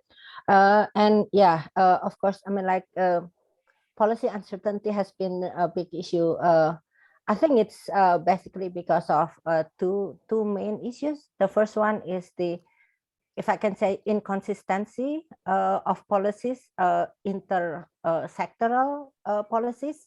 So there are different policies in different sectors that sometimes competing to each other rather than synergizing. And then the second one is also the uncertainties in terms of long-term one. So I mean, like there are new policies coming up relatively in a shortened time. So there is no clarity, basically, especially if you are talking about, you mentioned about the investors and also all the business players, basically, because then with that uncertainty, both intersectoral as well as within the certain longer period of certainty, then business or investor, they couldn't do the best planning and strategy for their business. So what we need is definitely like one voice kind of thing. So synergy of different policies in different sectors, but also making sure that there will be a long-term policies for not only in the energy issues. I mean, because when we are talking about these policies, then there will also be policies on finance, for example, on environmental issues and others. So all those need to be synergized. Thanks, Tarek. Thanks very much, Ibu Kuki. And I've got one, we had some questions coming in relating to kind of finance and investment from the private sector.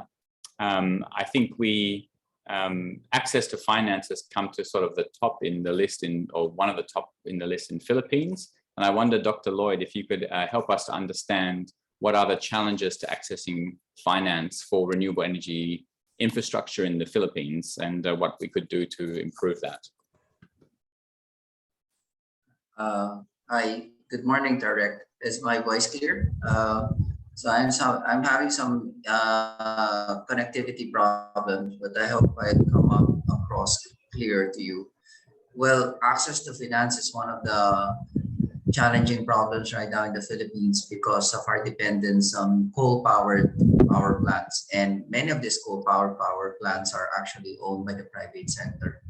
So there is now a need for it to transition to renewable energy.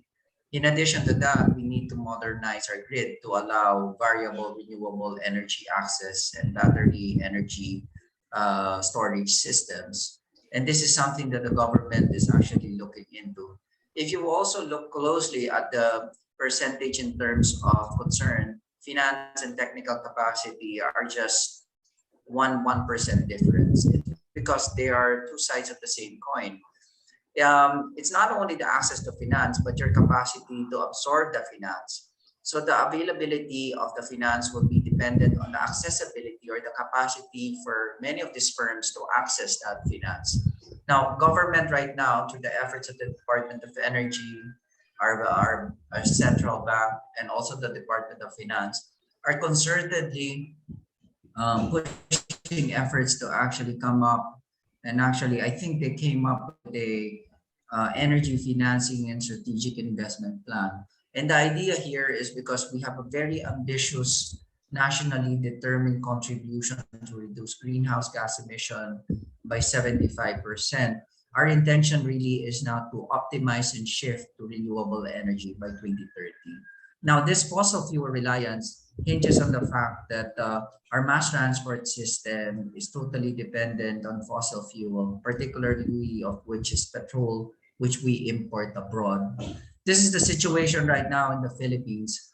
If you would also look, policy correct is not a problem anymore in the Philippines because we have actually established the right policy framework with the support of the national government. It's just a matter of how we push the necessary buttons to create the economic incentive for many of these firms to access and to avail finance. Thank you, Tarek. Thanks very much, Dr. Lloyd. And I've got a question here as well for Dr. Alin, if you're still there. So we have your background is in economics, and I wonder if you could talk a little bit from the Indonesian perspective about the different role that both from we have obviously the policy and the regulation side, but we also have the market side. So from the economic side or from the market side, where do you see are the big opportunities in Indonesia?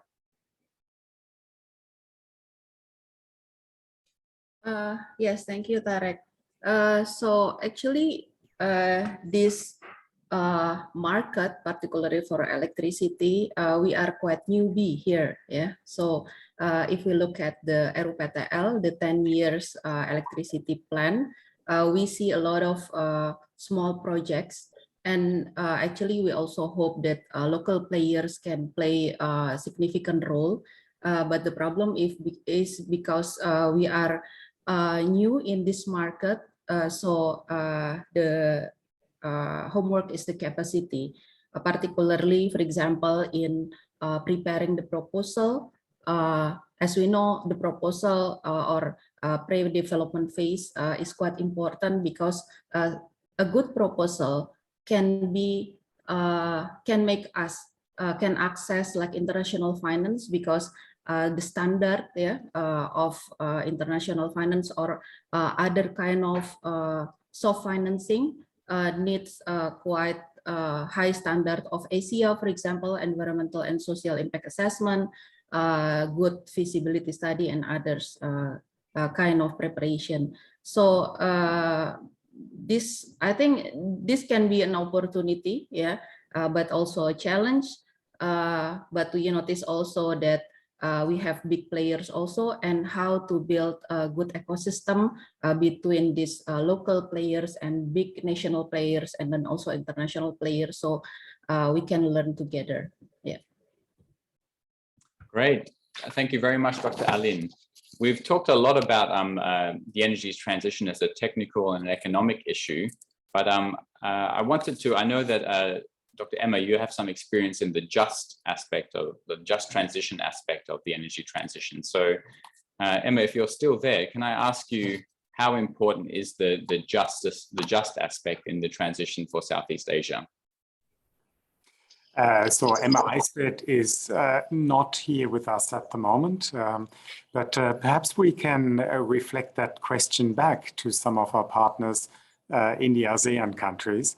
I think the general aspect, the general answer is that designing the transition in a way that it meets basic fairness criteria and in fact brings along, right, the majority of population and affected groups, including in fossil fuel-rich regions is really essential, because this transition means enormous economic changes.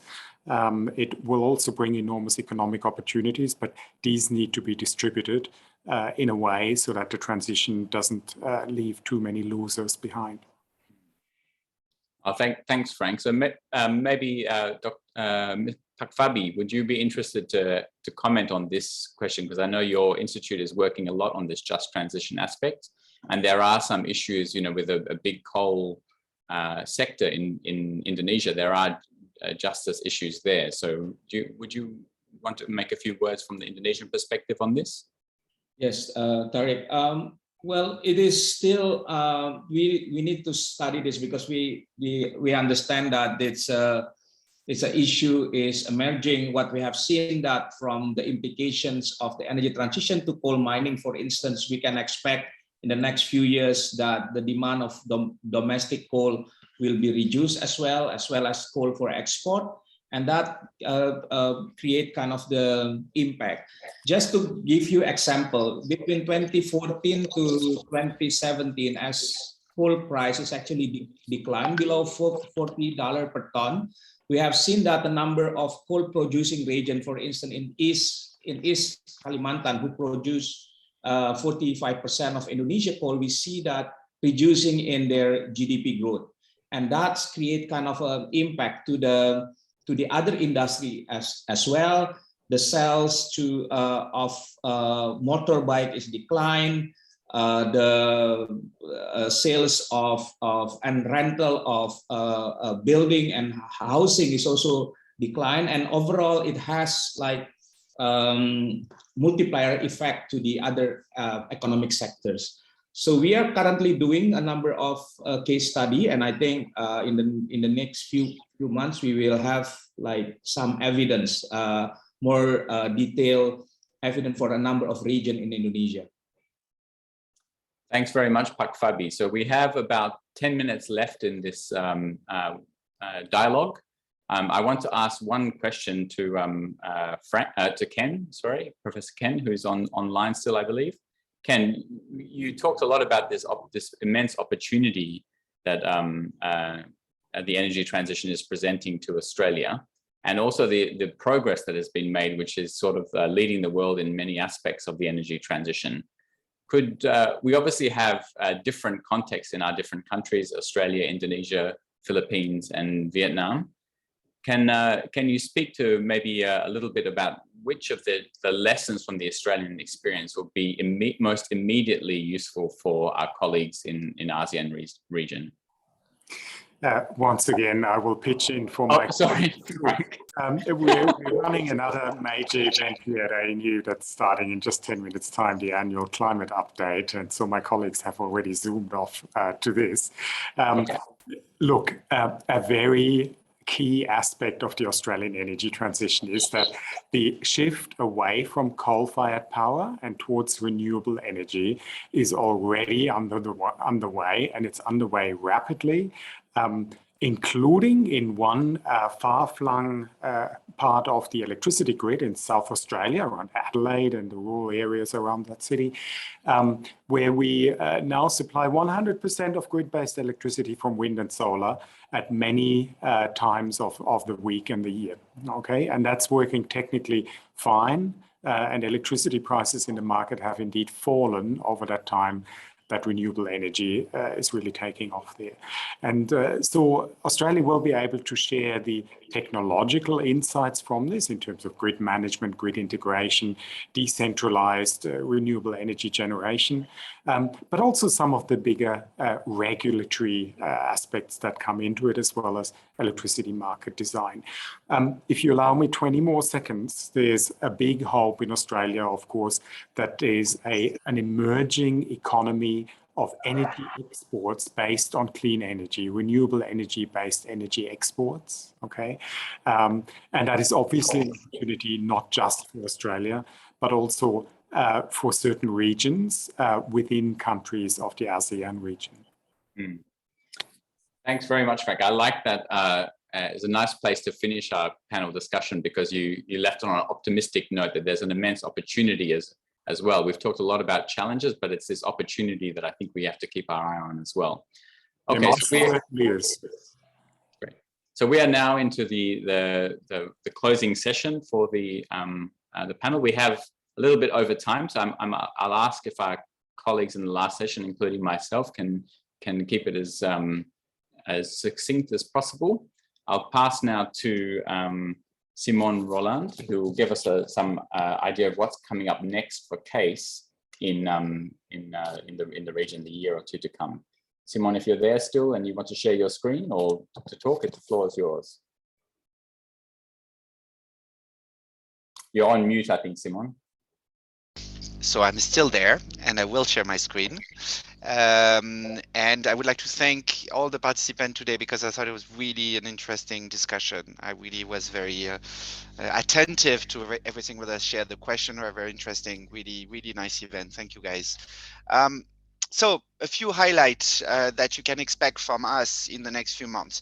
The first one, and maybe one of the most important one, in particular in close coordination with ETP, is the Southeast Asia Information Platform for Energy Transition, CPET, which is basically a tool that will be available to everyone in Southeast Asia and beyond about the energy transition, the one-stop place for information, for training, for studies, for information about who does what and where, to support networking, to support the identification of complementarities, of synergies, to avoid duplication.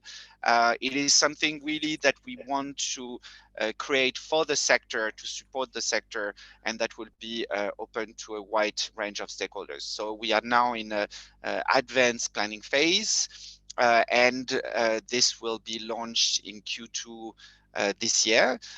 We have, and you may have received emails from us already to ask your opinion about what should be in there and so on. So we have collected all that input and integrated into the planning of CPET. We're very excited about that, and we hope you will use it and find it useful. We are also this year planning a regional energy transition dialogue. And this will also be done in partnership with our colleagues, our dear colleagues from ETP. We got our inspiration, we have to give credit where it's due, to our dear colleague from IESR, who have been running such an event, such a dialogue for a few years now. And we want to basically replicate that excellent model to, first of all, at regional level, but also in our 3 other countries, Philippines, Vietnam, and Thailand. We need to coordinate a bit on the date.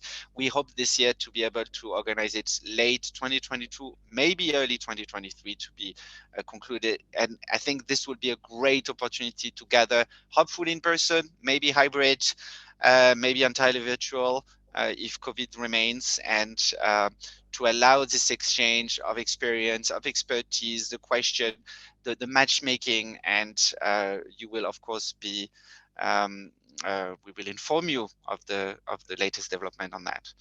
A quick overview of research activities and focus at both regional and country level. I won't go through everything, but basically 3 of our priorities at the regional would be on the power sector review, in particular the importance to increase the transparency around data, which we know is an issue in the region. We will also work on finance mapping, and in particular connecting it to the challenges of accessing finance in the different countries, and on the role of gas. We know that there is a lot of focus on coal, and we know that the next big topic is going to be what of gas, both on demand side and on supply side, to actually think about already planning the phasing out of that particular source of emission and type of fossil fuel. At the country level, you can see there's a lot of different activities in Indonesia, renewable energy, decarbonization and sustainable energy finance. In the Philippines, grid flexibility. We know it's a major challenge, and that was repeated today, as well as working on baseload coal, on variable renewable energy technology, and some training would be provided to our planning in terms of modeling as well. Vietnam, the grid. We know this is the big challenge. Long-term planning and co-benefits. So we work on long-term energy scenario, as I already mentioned, and mechanism for investment. And finally, in Thailand, we look at decarbonization roadmap, at de-risking investment, and also on capacity building.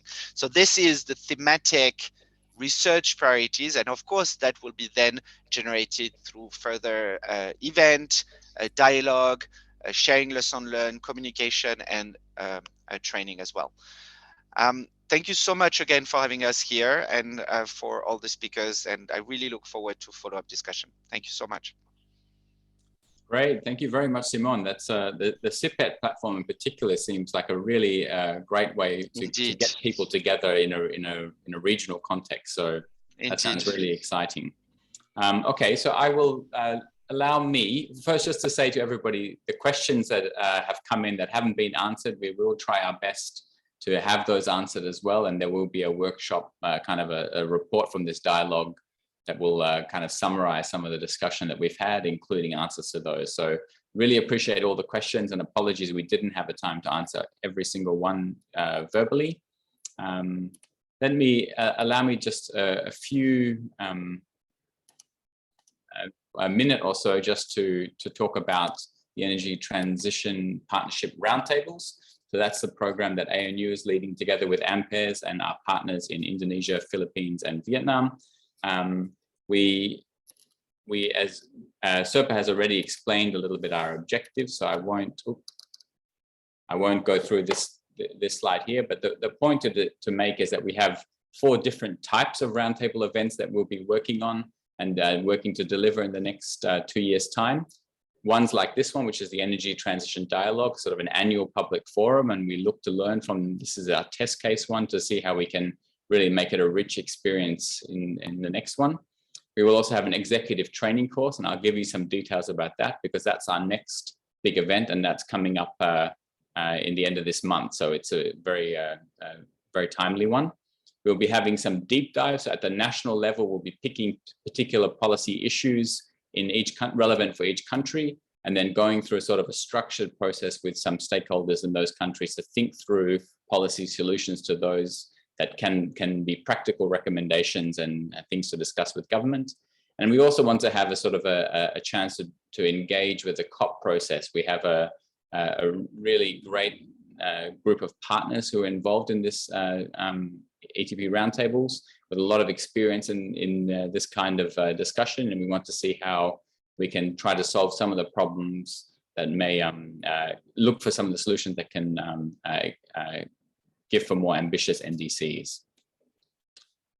So I mentioned the executive training course. Here's just a bit of a plug. You can see, and Dr. Emma has gone through these already, the different topics that will be discussed. Here you see the dates for them. So you can see the first one is on 23rd of February.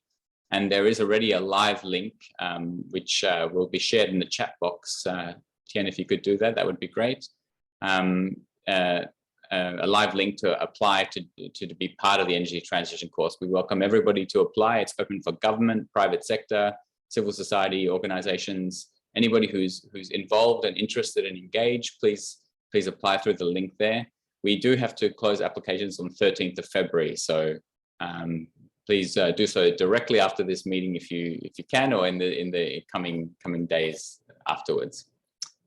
Okay, so that I think is the end of our presentations. A big thanks to our speakers and panelists, and I hand over to you, Frank, for closing remarks.